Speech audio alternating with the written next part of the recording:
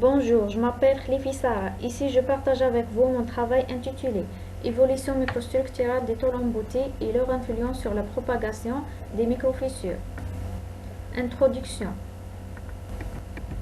L'interaction entre grains voisins doit nécessairement être envisagée pour l'étude du comportement du matériau à l'échelle d'un grain.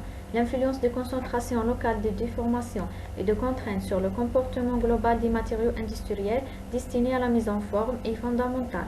Les phénomènes de localisation qui se manifestent après des déformations complexes peuvent conduire à une forte diminution de la ductilité puis à une rupture du matériau. L'anisotropie des propriétés plastiques intervient fortement dans ce comportement du matériau. 2. Matériaux et techniques d'analyse.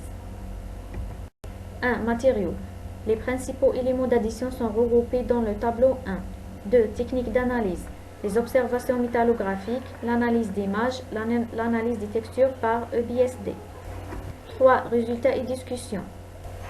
1. Rugosité de surface de rupture. La morphologie de la figure 1 permet de voir la propagation de la fissure par rapport au référentiel lié à la tôle.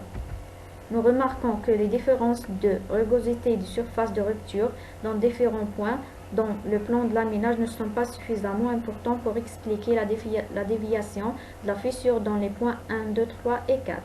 La fissure change souvent de direction de propagation là où une résistance à la fissuration est supérieure.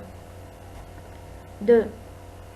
Analyse morphologique et cristallographique de la fissure par EBSD. Nous avons effectué une analyse morphologique et cristallographique par EBSD au point 1 et 4 autour d'une fissure. Nous pouvons remarquer que la tôle est caractérisée par une texture cristallographique de Gauss 110001. 3. Influence de la texture cristallographique sur le coefficient d'anisotropie R. Cette figure montre l'évolution du coefficient d'anisotropie R moyen des tôles d'acier extrado en fonction des différentes composantes de texture. Nous pouvons voir que les orientations 110001 conduisant à des valeurs de R moyen élevées, avec des variations delta R faibles. De façon générale, la composante de Gauss est favorable à la déformation par emboutissage. La conclusion. La fissure change souvent de direction de propagation là où une résistance à la fissuration est supérieure. Les grains de Gauss 110001 qui caractérisent la tôle à l'état déformé sont généralement souhaités pour une bonne aptitude à la mise en forme, car ils présentent une bonne résistance à l'amincissement au cours de la déformation. Donc, ils participent à la déviation des microfissures. Merci de votre attention.